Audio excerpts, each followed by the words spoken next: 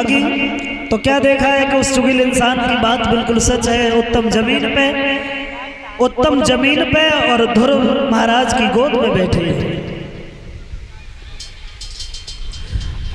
जैसे ही देखा क्रोध आ गया और जाकर के ध्रुव के गाल पर एक तमाचा दिया। तेरी ऐसी किस्मत कहां है कि तू राजा की गोद में बैठे? इसके लिए भी तो भजन की जरूरत पड़ती है,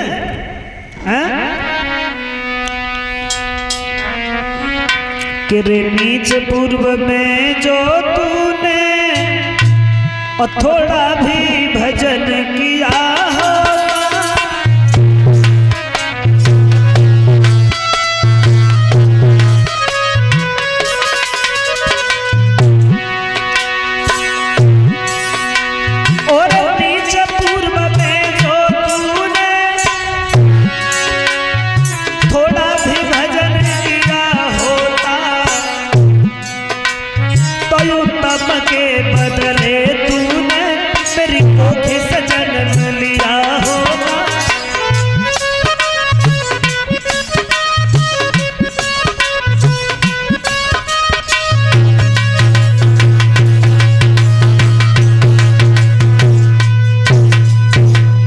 जवाब दिया तूने भजन नहीं किया। और ये बात बिल्कुल सच है। हर किसी की किस्मत नहीं है कि बड़े घर में बड़े परिवार में जन्म मिल जाए। जो बड़े बड़े करोड़पति उद्योगपति हैं, देखो तो घर में संतान की कमी, संतान है ही नहीं। अगर कोई लड़का है भी तो वो किसी काम का नहीं है। और जहाँ घोटाना रहा है पूजा तो महिलाएं लगे, जहां पर जरूरत है वहां नहीं है। भक्तजनों, तो इसमें केवल यही है कि हर किसी की किस्मत कहाँ है कि जो बहुत सारी दौलत का जन्म लेते ही अधिकारी बन जाए। ध्रुव भागे रोते रोते जब चले हैं और रोकर के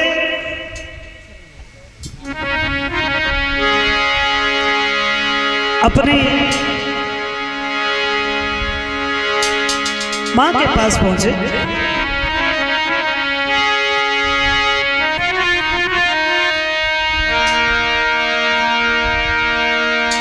मां ने जैसे ही देखा है पूछने लगी, बेटा क्या हो गया? तो ध्रुव कहते हैं, मैया कि बबला ने मैया मोई गोद में लियो।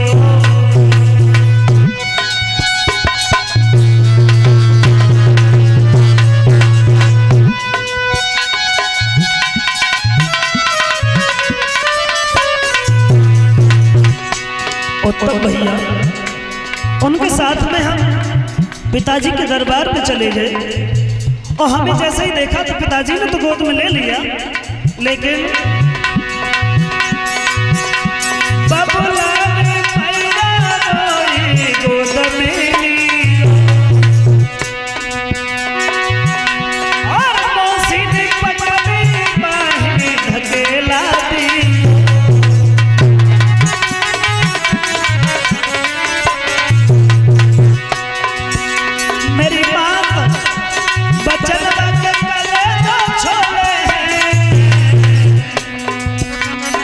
मौसी को दुख होए नाय मेरी मैया,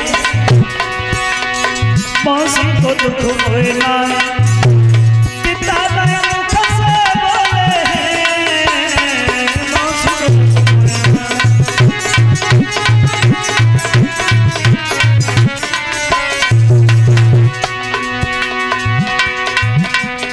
अब तो रोई रोई ध्रुव ने बात बात से दिल की कही गई।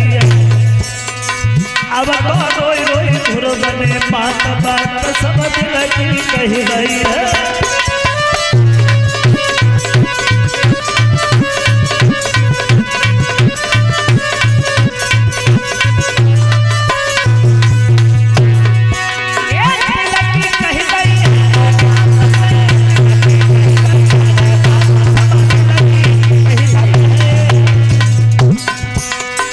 भैया रोए ध्रुव ने बात बात से दिल की कही गई है।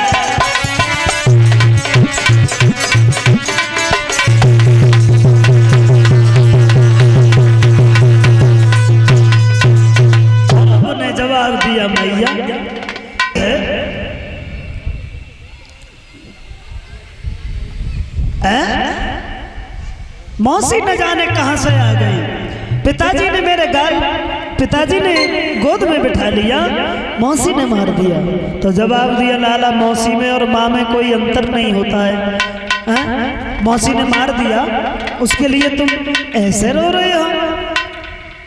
जवाब दिया भैया मौसी के मारने का दुख नहीं है, मौसी के मारने का दुख नहीं है। दुख तो इस बात का है कि मौसी मारती रही और पिताजी के मुंह से एक शब्द नहीं निकला कि तू इसे क्यों मार रही है, इसका दोष क्या है। भक्तजनों, ये बात जब कही तो जवाब दिया लाला जब वो तुम्हारे पिता होते तब तो कुछ कहते हैं, मेरे पिता नहीं है, फिर मेरे पिता कौन है? का भगवान। कहाँ रहते हैं? बोले हर जगह। जवाब दिया मैया तुम झूठ बोलती हो, अगर मेरे पिता हर जगह रहते, मौसी जब मारती होती तो पिताजी मुझे आकर के बचा नहीं लेते। सच बताओ मां, मेरे पिता कहाँ है?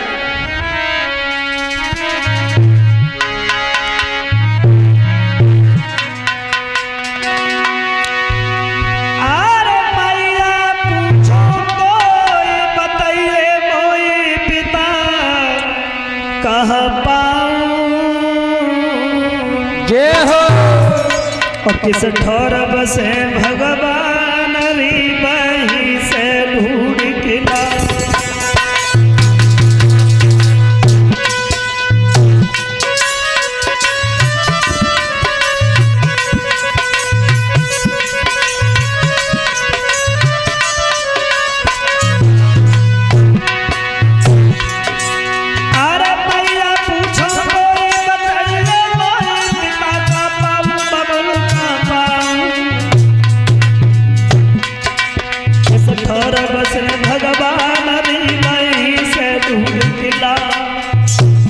माँ कहने लगी लाला अरे सुन बेटा नादान तोई न ज्ञान भेद बतला, कड़ कड़ में प्रभु तुम से हाल समझा।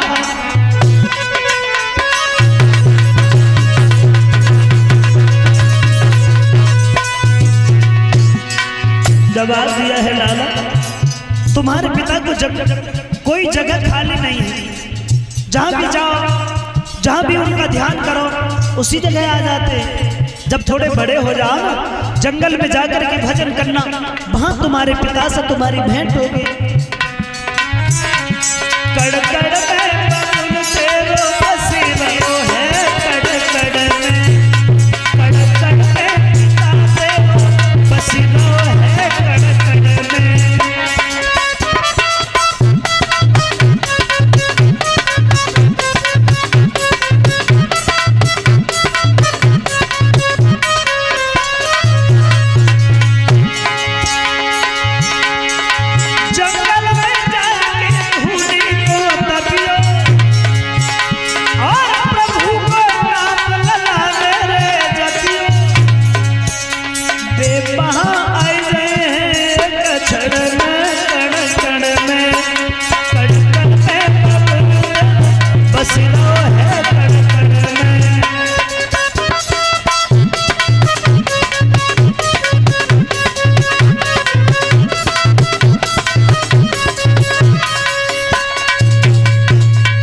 बड़े हो जाओ तो जंगल में जाकर के भजन करना, तुम भजन करोगे वही तुम्हें तुम्हारे पिता मिलेंगे।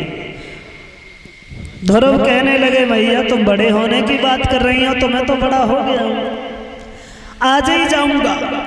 सोचने लगी ये बड़ा हठीला है, इसे मैंने क्या बता दिया, अब ये मानेगा नहीं। तो बातों में लगाने लगी सुनीत लाला सुबह से तुमने भोजन नहीं खाया है और तुमने रोटी नहीं खाई है इसलिए मैंने भी नहीं खाई है, ऐसा करो हम और तुम भोजन करेंगे।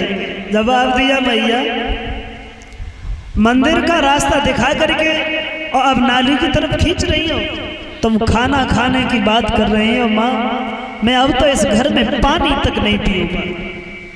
सुनीत रोने लगी लाला जंगल में नहीं जाओ। बोले भैया अभी रोना धोना बंद करो, अब तो समय वो है कि दे मैया आज्ञा हमें मत ढरका बेली।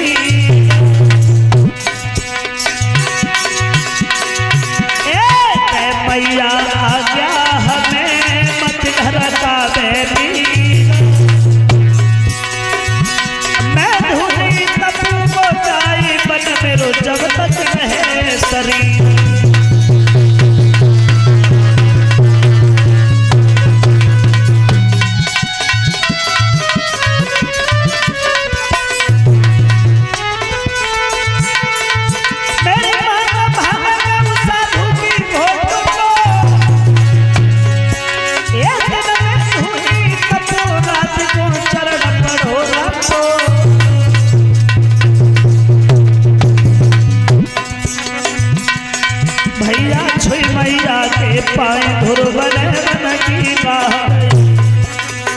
अब तो छुई मैया के पाए ध्रुव ने वन की राह गई।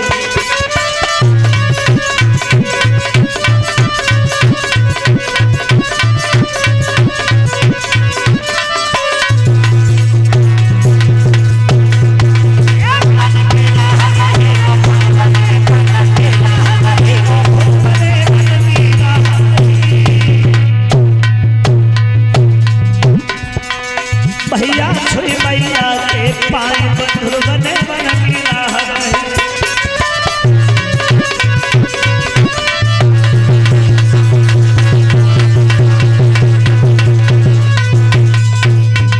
ध्रुव जंगल के लिए चले। महाराज उत्तानपाद ने जैसे ही देखा है, सिपाहियों को भेज दिया, जवाब दिया ध्रुव को रोको, वो जंगल में तपस्या करने नहीं जाए। अब सिपाही दौड़ करके गए। सिपाही जब दौड़ करके गए हैं और ये कहा है ध्रुव तुम जंगल में नहीं जाओ, तुम्हारे पिता तुम्हें सुंदर भोजन देंगे, तुम्हारी माँ को सुंदर भोजन देंगे, तुम जंगल में नहीं जाओ। ध्रुव विचार करने लगे हैं प्रभु कैसी है तुम्हारी माया, कैसी है तुम्हारी माया, तुम्हारे नाम से 2 कदम बाहर चल पाए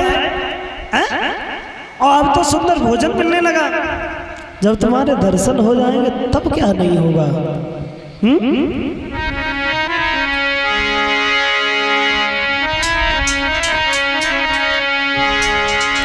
जवाब दिया है हमें उनका भोजन नहीं चाहिए, हम तो जंगल में जाएंगे। सिपाहियों ने जाकर के मना कर दिया और एक बात कही, ये कहा है कि ध्रुव वापस नहीं आए। तो उत्तानपाद ने कहा है कि तुम ध्रुव को रोको, उन्हें आधा राज्य भी देंगे हम, आधा राज्य उत्तम को देंगे, आधा ध्रुव को देंगे, वो जंगल में नहीं जाए। ध्रुव को आधा राज्य देने के लिए कहा, लेकिन ध्रुव फिर भी नहीं रुके। तो महाराज उत्तानपाद ने रास्ता रोकी, जवाब दिया लाला तुम जंगल में नहीं जाओ, मैं पूरी अयोध्या का राज्य तुम्हें देंगे। लेकिन ध्रुव कहाँ रुके। अरे बन की लता को कहे त्यागी रे नगरिया, बन की लता को कहे त्यागी रे नगरिया,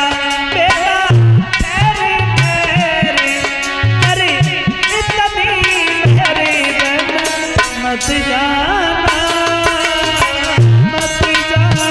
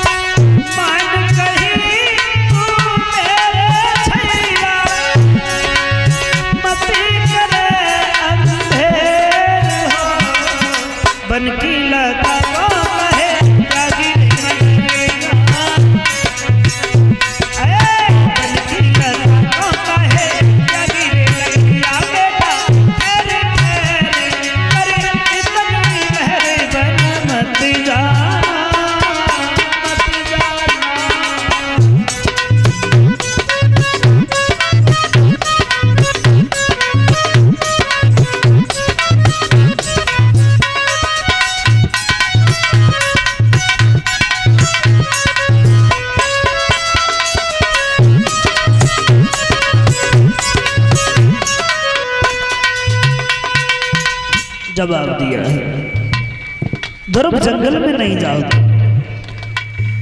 हम पूरा राज्य तुम्हें देंगे, लेकिन ध्रुव कहाँ माने। जवाब दिया था, आप हो कौन? बोले हम तुम्हारे पिता हैं। बोले तुम मेरे पिता नहीं है, मेरे पिता जंगल में रहते हैं, ऐसा मेरी माँ ने बताया है। जाएगी क्यों?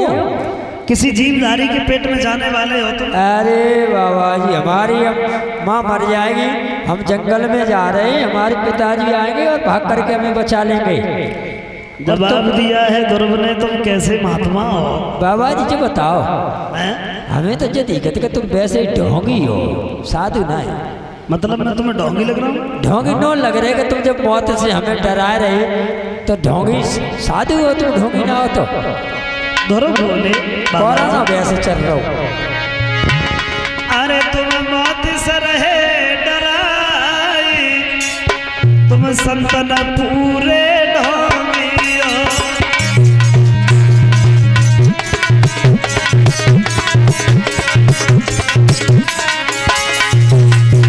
बाबा जी महात्मा तो लगते नहीं।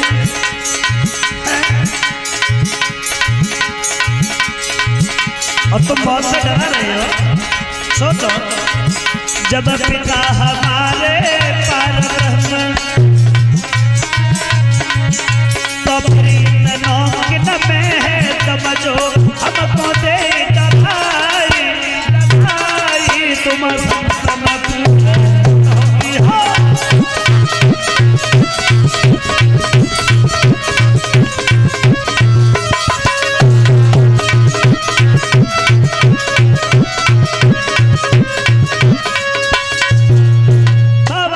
संत होते हैं उन्हें डर नहीं लगता है मौत से। भगवान जब तुम्हारे पास में आएंगे तो उन्हें पहचानोगे कैसे? भाई सोई तो अब कहना कोई पहचानेंगे कैसे?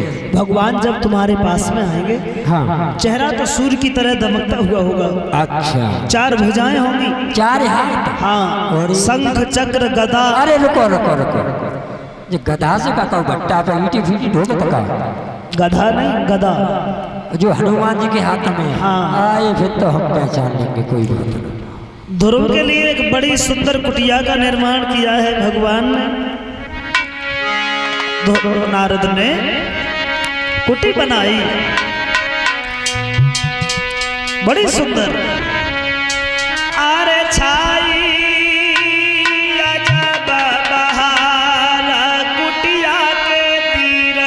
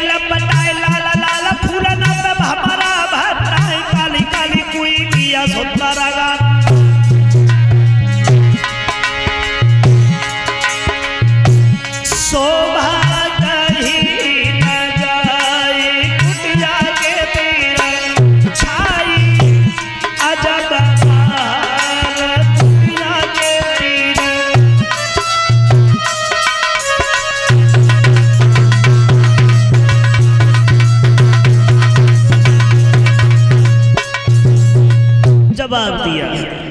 बड़ी सुंदर कुटी का निर्माण किया भगवान ने।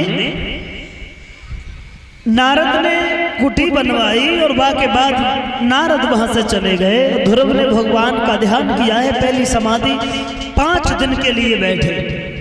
5 दिन के बाद में नेत्र जब खोले हैं तो क्या देखा है? स्नान किया है और स्नान करने के बाद फल पड़े हैं, उन फलों को खाया, जल पिया और फिर से बैठ गए ध्रुव।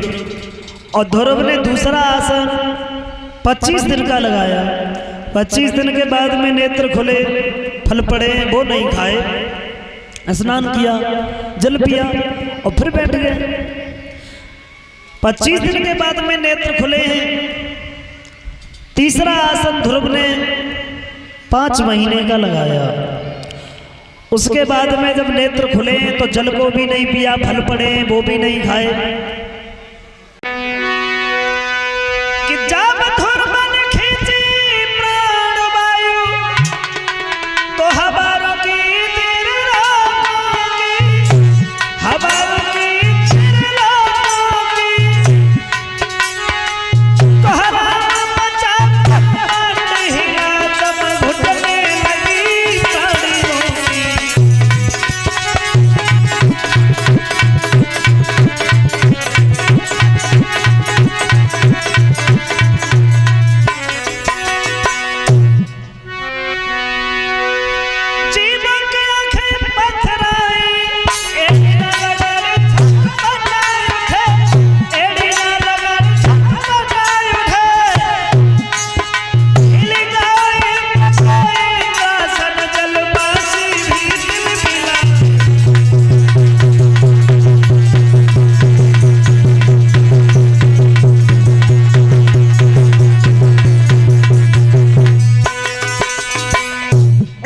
इंद्रासन हिलने लगा, क्षीर सागर में उबाल आ गया, शेषनाग के मुंह से झाग आने लगा।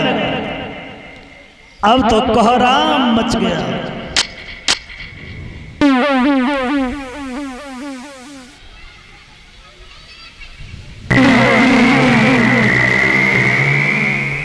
भगवान ने आवाज लगाई, नारायण।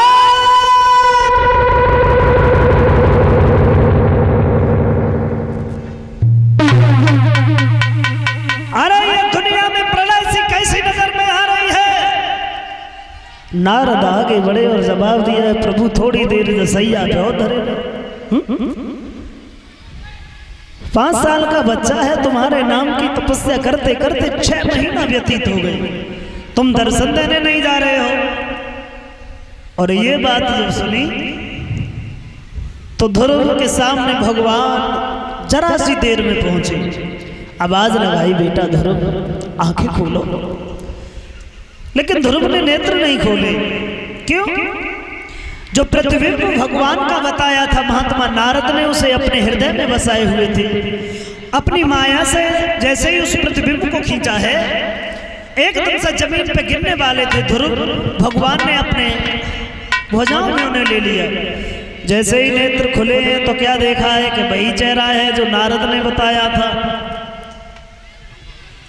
और नारद ने जैसे ही देखा तो बड़े खुश हुए कि अब तो मेरे भक्त के दर्शन हो गए भगवान के।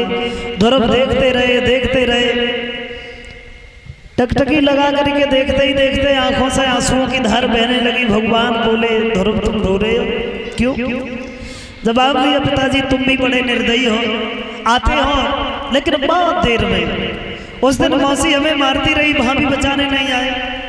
मेरी माँ कितना कष्ट सहन करती है, उसके पास भी नहीं जाते हो। भगवान बोले, सच बात तो ये है ध्रुव, अगर वहां मैं तुम्हें बचा लेता तो आज तुम यहाँ नहीं आते। अब हम तुम्हारी भक्ति से बड़े मगन हैं, तुम हमसे कोई वरदान मांगो। ध्रुव ने दोनों हाथ जोड़े, जवाब दिए, पिताजी वरदान हमें कोई नहीं चाहिए, क्योंकि जब मैंने समुद्र को पा लिया तो नदियां, तालाब, कुएं ये क्या मांगे। तुम्हारी गोद में बैठ गया।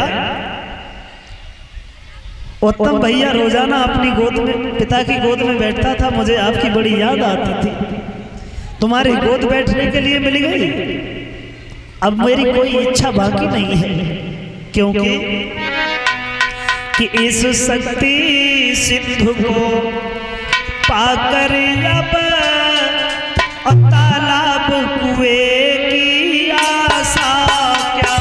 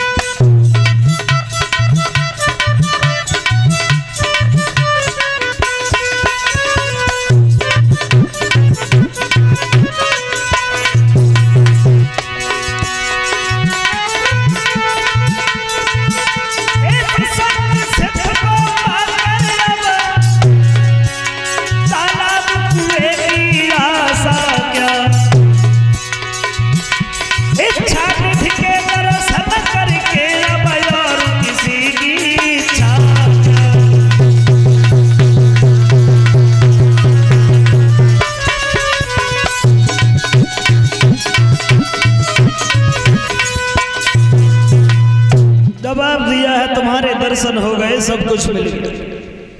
भगवान ने शंख को गाल से लगाया है और उसी समय चारों वेदों का ज्ञान हो गया। जवाब दिया है, भक्त मेरे दर्शन निस्वार्थ नहीं जाते हैं। तुम वरदान नहीं मांग रहे हो तो हम तुम्हें वरदान दे रहे हैं।